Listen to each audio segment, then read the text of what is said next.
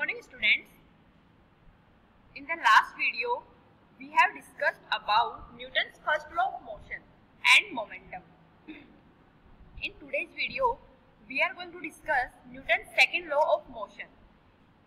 We have discussed about momentum. So, the rate of change of momentum of a body is directly proportional to applied force. What is the statement of Newton's second law of motion, beta? The rate of change of momentum of a body is directly proportional to applied force, the external force which is applied on the body, and take place in the direction in which the force acts. The rate of change of momentum will be in the direction in which the force acts. Force will be directly proportional to change in momentum upon time taken. So, this change in momentum velocity will change from v to v plus delta v, and momentum will change from delta p is equal to m delta v. M is constant. So, force is directly proportional to delta p upon delta t. When we will remove this proportionality sign, then we will take a constant. This will be equal to F is equal to k delta p upon delta t, where k is a constant of proportionality. When limit is applied, so F is equal to k delta p upon delta t. When limit is applied, then delta will convert in terms of d. So F is equal to k dp by dt. This is the change in momentum upon change in time. Momentum is equal to m into v. Mass is constant in this term, so it will become as k dm dv by dt. And we know dv by dt is equal to acceleration of the particle. So F is equal to k is proportionality constant, m is the mass of the object, a is the acceleration. So F is equal to km into a. So this is the force. If we will take 1 Newton force is applied on a body of mass 1 kg, it will produce acceleration of 1 meter per second square on the body. So 1 is equal to k into 1 into 1. We have put all these values: 1 Newton force, 1 kg mass, and 1 meter per second square acceleration. Then we will find out the value of k. Then k will be equal to 1. So when we will put k equal to 1, then F equal to m into a. That is, force is equal to mass into acceleration. This is the basic definition of the force. So this is the statement of the Newton's second law of motion. Now come to the next statement. Acceleration is equal to force upon mass. So acceleration produced in the body is directly proportional to the force acting on it, and it is inversely proportional to the mass of the body.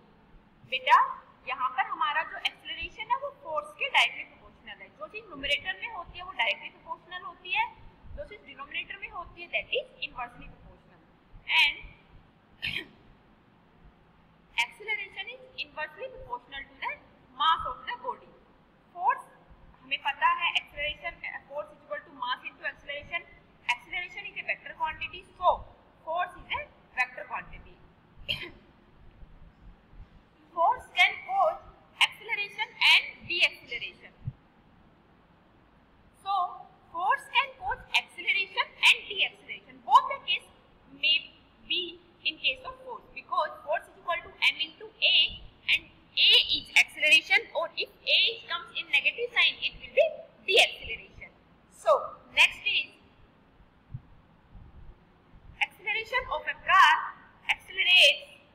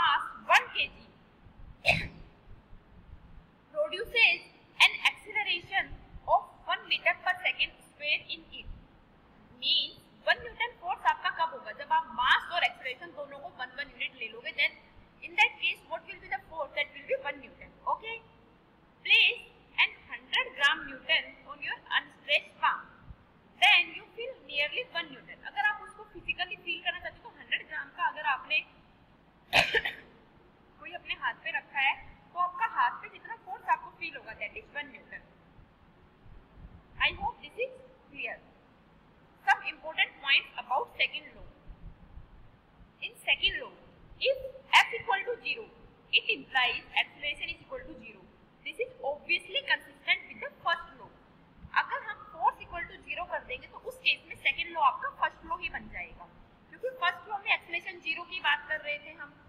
So next statement is second law is a vector law. Second law आपका क्या है? Vector law है। It is equivalent to three equation one for each component of the force. Fx equal to, हमने क्या देखा था? F equal to dp by dt देखा था, but if you will take in the component form then Fx will be equal to dpx upon dt, that will be equal to m into ax. Next up, Fy will be equal to dpy upon dt, that will be equal to m ay. Fz equal to dpz upon dt, that will be equal to m az. I hope these three equations are clear to you. Next, this means that if a force is not parallel to the velocity of the body, अगर force वो velocity के parallel नहीं है, but it will make some angle. It changes only the component of velocity along the direction of force. तो वो velocity में change आएगा along the force, because force is equal to mass into acceleration. अगर वो directly आपके coordinate axis के along है, then simply वो आपका आ जाएगा. लेकिन अगर वो parallel नहीं है velocity के force, तो आपका कोई component उसके अंदर आएगा, जैसे हमने cos थीटा sin थीटा लेके देखी थी वैसे. The component of velocity normal to the force remains unchanged. जो component normal direction में होगा that will remain unchanged. For example, हम motion projectile की बात करते हैं, जो हम डिस्कस कर चुके हैं. प्रोजेक्टाइल में जो नॉर्मल डायरेक्शन में था, दैट इज जो ओरिजोनटल कंपोनेंट था, जो ग्रेविटी के नॉर्मल डायरेक्शन में था, वो आपका रिमेन्स अनचेंज. वो आपका थ्रू आउट द मोशन आपका कैसा देखा था हमने? अनचेंज देखा था. तो आई होप प्रोजेक्टाइल से आप इस स्टेटमेंट को जो आपका दिया हुआ है इसको आप रिलेट कर सकते हो. Next slide. F is equal to dp by dt, that will be equal to ma, is applicable to a single point particle. This is only applicable to a point particle. It cannot be applicable to a you can say set of point particles or massive object. However, it is same for a rigid body. In a rigid body, उसमें एक mass of object होता है. ये number of more particles के लिए applicable नहीं होता है. To a system of particles. In this case, m refers to the mass of rigid body. जब हम mass of rigid body बात करेंगे, तो हम m जो होगा वो टोटल मास होगा उस रिजिड बॉडी का, और total mass of the system of a particle. A जो रेफर करेगा वो उस पूरी बॉडी की एक्सेलरेशन की बात नहीं करेगा. उस पूरी बॉडी जब अपने पास एक लार्जर मास होता है, तो बेटा उसके अंदर एक सेंटर ऑफ मास होता है, जिस मास के थ्रू, जिस एक्सेलरेशन के थ्रू वो पूरी बॉडी आपकी क्या होती है? एक्सेलरेट होती है. So a will be the acceleration of the centre of mass. Any internal forces in the system are not to be included in F. That is, F जो है आपका वो केवल आपका F external है. आपका internal force यहाँ पे कोई भी include नहीं होगा. Next, the second law is a local relation, which means that F at a point in space at a certain instant of time is related to acceleration A at that point at that instant. कि जो आपका second law में जो force है वो एक particular instant पे, particular space में हम बात कर रहे हैं उस फोर्स की. तो वो जो फोर्स है, मास तो आपका बॉडी का through out the motion constant रहेगा, बट जो फोर्स होगा वो कैसे रिलेट होगा? वो आपके एक्सेलरेशन ऑफ द बॉडी से रिलेट होगा. Acceleration here and now is determined by the force. Here and now जो भी उस पर्टिकुलर मोमेंट के ऊपर जो एक्सेलरेशन होगा, उसी से आपका फोर्स, मास तो उसके अंदर प्रेजेंट होगा ही, उसी मोमेंट और उसी टाइम के ऊपर आपका जो एक्सेलरेशन होगा उसी के रेस्पेक्ट में आपका फोर्स जनरेट होगा. Not by the history of the motion of the particle. पुराने मोशन में जो पहले से जो आपका एक्सेलरेशन या जो भी आपका पार्टिकल का जो मोशन रहा है, उससे उस टाइम पे आपका फोर्स जनरेट नहीं होगा. At that particular time, at that particular space, at that particular moment जो आपका एक्सेलरेशन होगा उसी से आपका फोर्स जनरेट होगा. It is a local relation. अब आपका नेक्स्ट टर्म आता है बेटा इम्पल्स. इम्पल्स बेसिकली क्या होता है? जब आप, अगर मैं इसको सिंपल टर्म में बोलूँ कि force for a very short instant of time,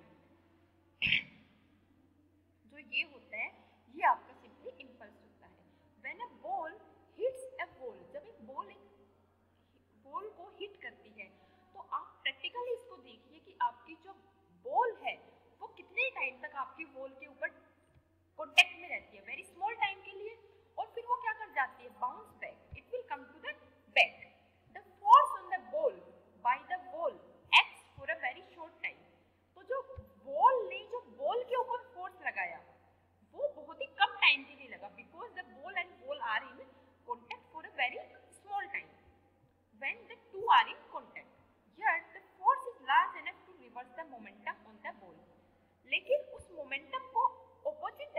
लाने के लिए पहले हमारा मोमेंटम कहाँ जाएगा, मोमेंटम वो p equal to m into v, velocity की डायरेक्शन उधर थी। जब बॉल वापस बाउंस कर रही है तो वेलोसिटी की डायरेक्शन ऑपोजिट हो गई है, तो उस वेलोसिटी की डायरेक्शन को ऑपोजिट हुई, मतलब कि मोमेंटम की डायरेक्शन ऑपोजिट हो गई है। तो मोमेंटम को रिवर्स करने के लिए जो फोर्स अप्लाई हुआ है that is enough.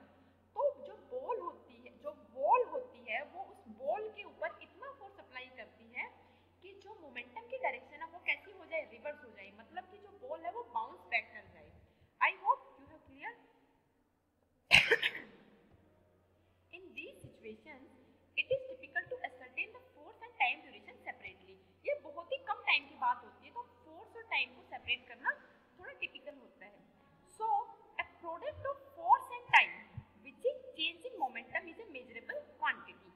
This product is called impulse.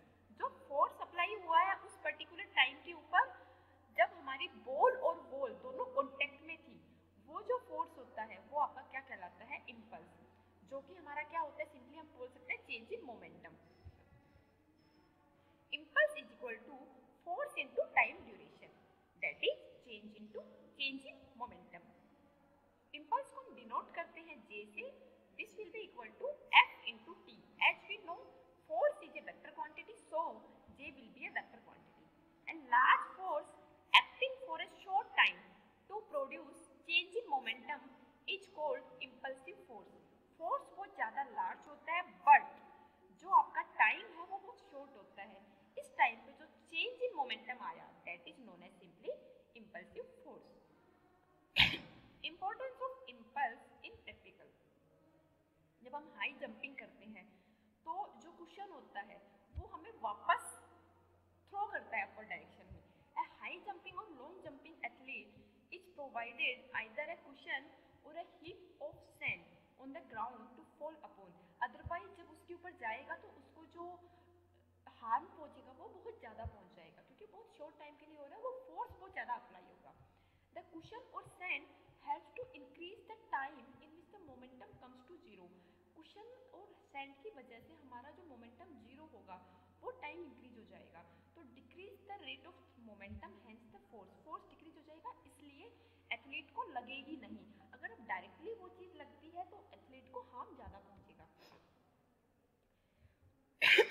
Packing material like thermocol, chocolate sheet, bubble, plastic sheet, straw, paper strands, etc. are used while packing glassware, chinaware, electronic devices. इनसे क्या होगी कि जो आपका बाहर की साइड से जब कोई इम्पैक्ट आएगा तो वो डायरेक्टली आपके उसके ऊपर नहीं जाएगा, तो वो जो है ब्रोक नहीं होंगे आपके जो आर्टिकल्स हैं। I hope this is clear. These materials help to increase the time in which the momentum comes to zero when jolting and jerking take place. जब कोई जर्क आएगा तो वहाँ पे मोमेंटम जीरो हो जाएगा। This decrease the rate of change of momentum and force भी similarly decrease हो जाएगा, तो आपका जो आर्टिकल है वो टूटेगा नहीं। This is all about today's video, we will discuss further in the next video. Thank you बेटा, गॉड ब्लेस यू।